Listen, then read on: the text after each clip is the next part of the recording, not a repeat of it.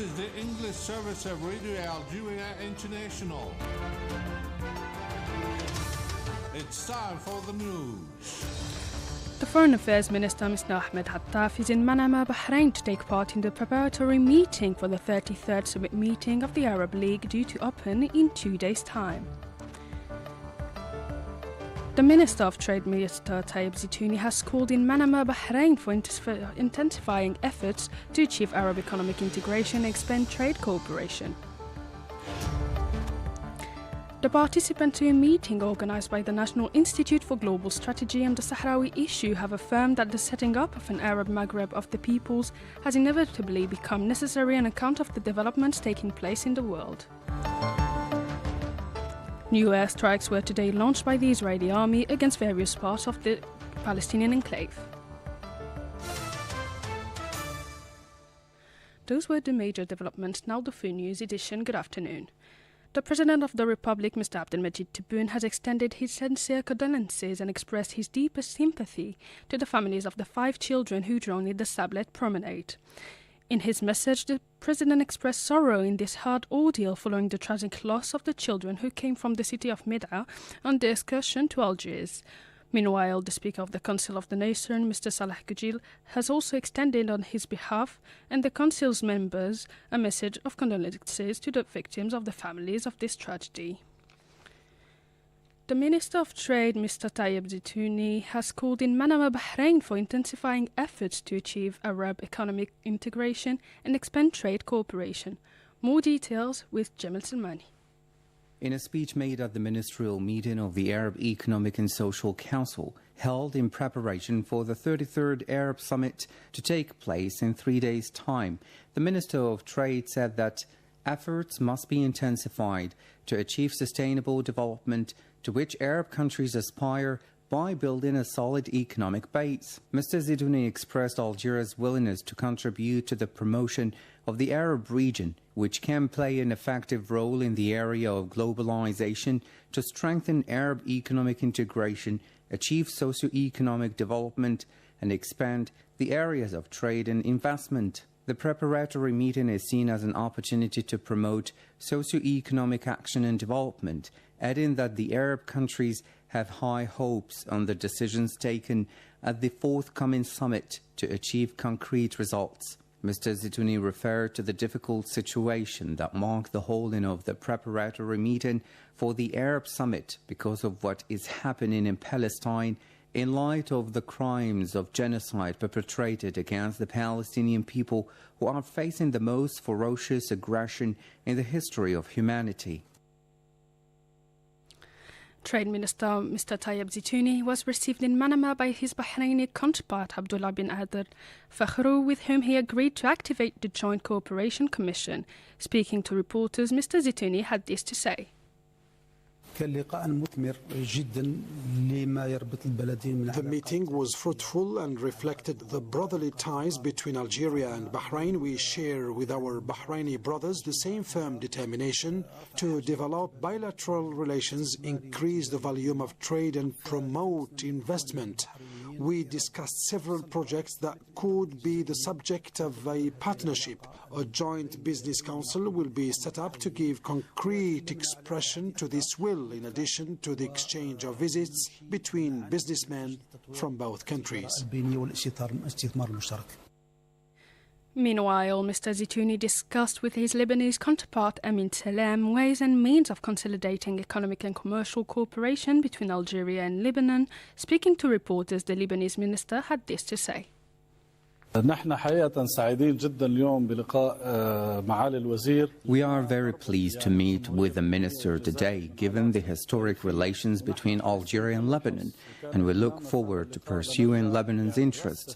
On my behalf as Minister of Trade, in developing these relations with Algeria and preparing for visits between the leaders of the two countries in the near future, Algeria and Lebanon need to build a partnership based on esteem and friendship as ever, and we have noted in the Minister's words a willingness to pursue the topics we have discussed today.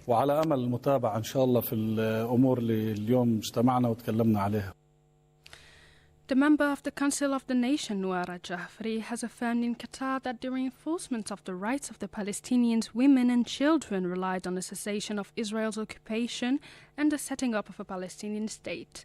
Addressing a conference of women leaders held in support of the Palestinian women and children, she recalled that President Tebboune had on many occasions reiterated Algeria's inalienable right and constant support for the international efforts aimed at allowing the Palestinian people to recover its legitimate rights.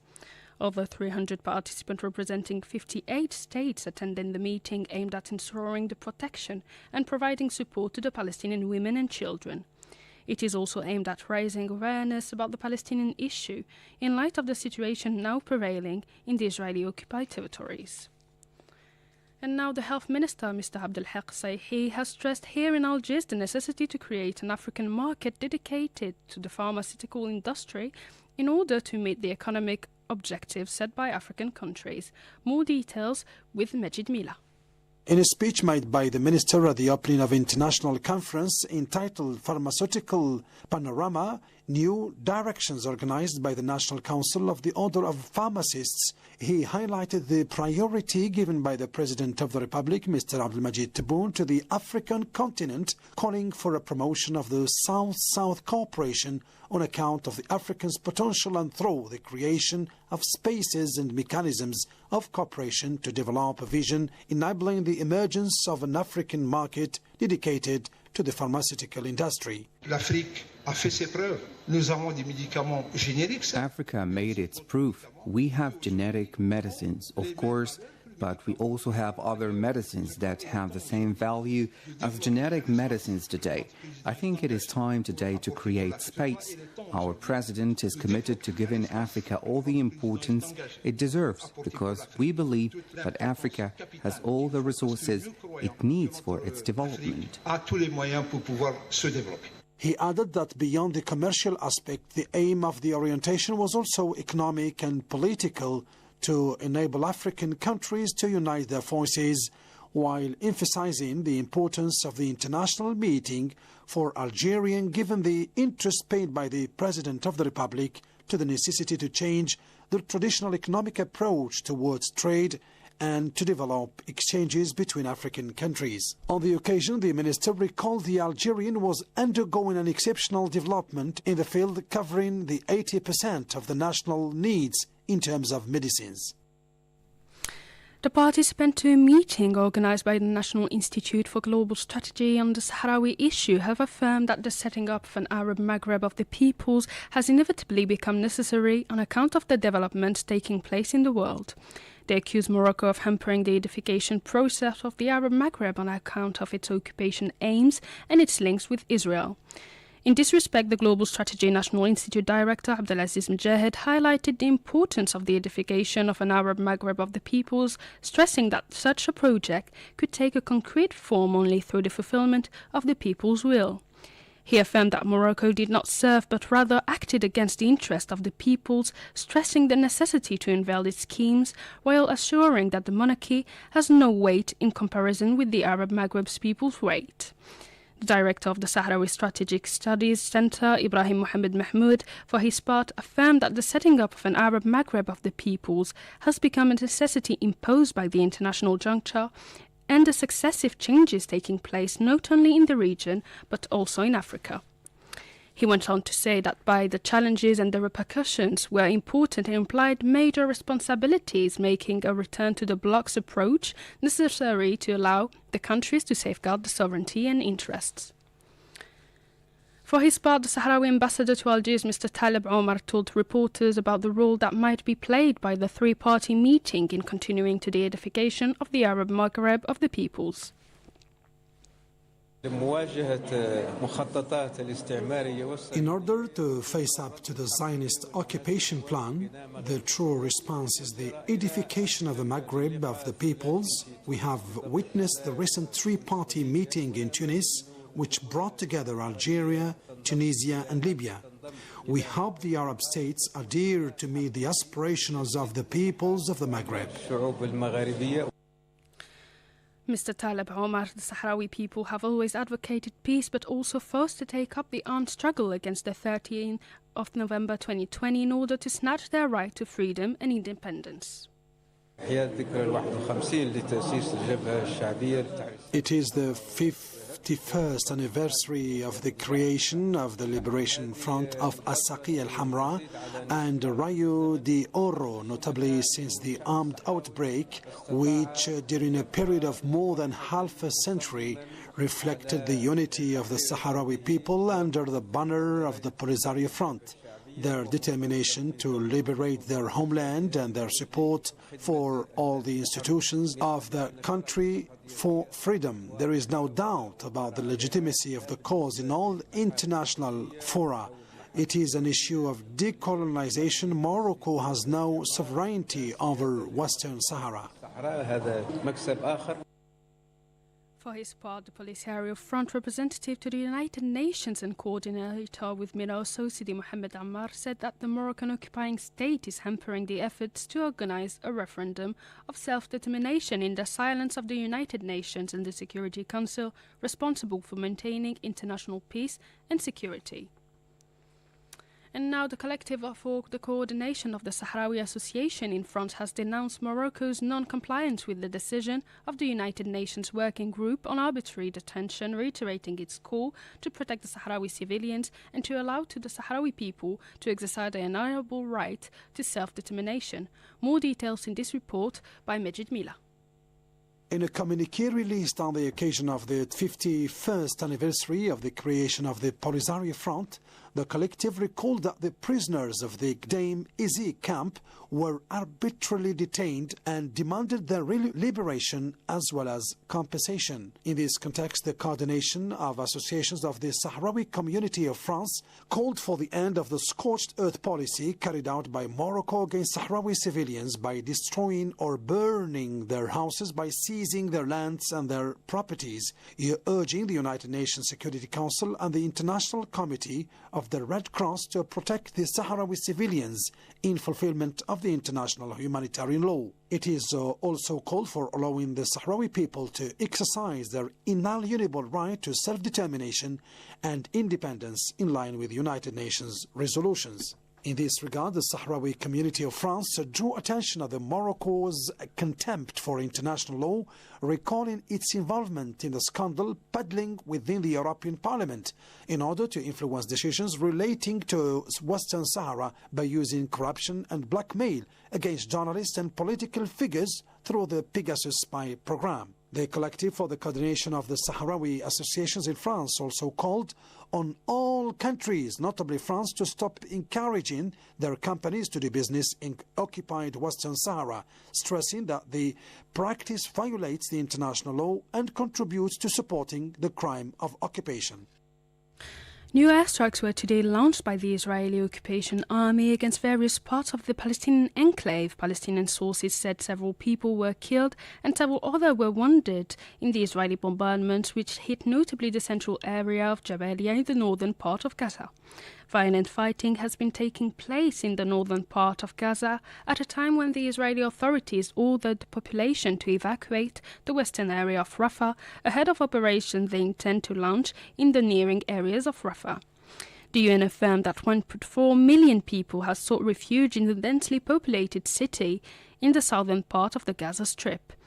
In this respect, the UN High Commissioner for Human Rights, Volker Turk, underlined that the last evacuation affected nearly 1 million people in Rafah who have no safe area to go in Gaza. According to the UN Office for the Coordination of Humanitarian Affairs, OCHA, the entry of the humanitarian aid has been significantly hampered since the Israeli soldier entered Rafah's eastern part and seized control of the town's crossing point with Egypt. This came as the US Secretary of State Antony Blinken warned that a large-scale offensive on Rafah would lead to chaos and anarchy and cause major damage for the civilian population.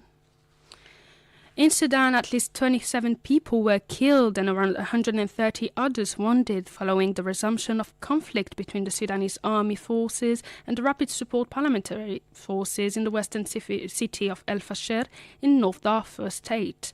The Office for the Coordination of Humanitarian Affairs, OCHA, stressed that South El Fasher Hospital, which has a capacity of 100 beds, exceeded its maximum capacity. OCHA added that at least 850 people were displaced to various sites in El Fasher as a result of the clashes. And in Nigeria, more than 100 people were kidnapped by gunmen in an attack carried out in 3 villages in the northwest of Nigeria.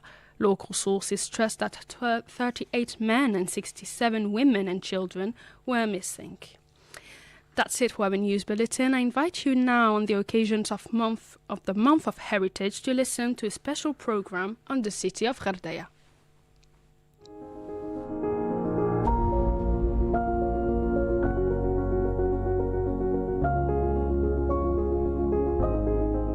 In today's world that has been destabilized by wars and conflicts, geopolitical tensions, economic crises, and most importantly, climatic upheavals, Algeria has set a goal to develop drought-resistant wheat varieties.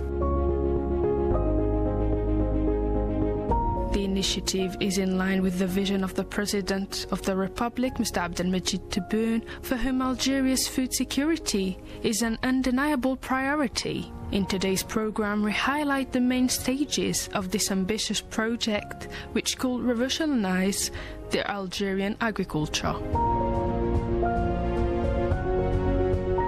Algeria has kicked off this project in August 2022 with the creation of the Seed Bank. It was aimed at developing drought-resistant cereal varieties, and crucial challenge in a country where rainfall has decreased in the past years. The President of the Republic, Mr. Tebboune, has put food security on the top of the agenda.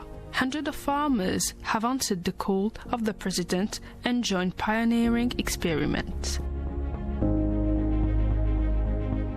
The process of developing these drought-resistant wheat varieties has already borne fruit.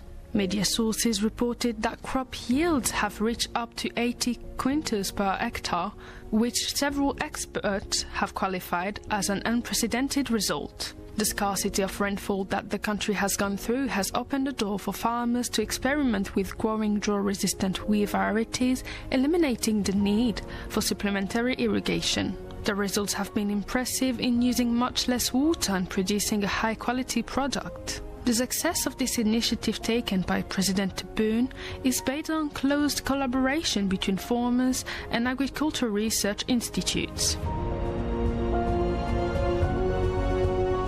The Institute of Arable Crops in the eastern province of Stif, part of Ministry of Agriculture and Rural Development, played a key role.